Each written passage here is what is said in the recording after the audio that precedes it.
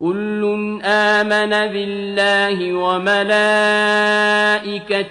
وكتبه ورسله لا نفرق بين أحد من رسله وقالوا سمعنا وأطعنا غفرانك ربنا وإليك المصير لا يكلف الله نفسا إلا وسعها لها ما كسبت وعليها ما اكتسبت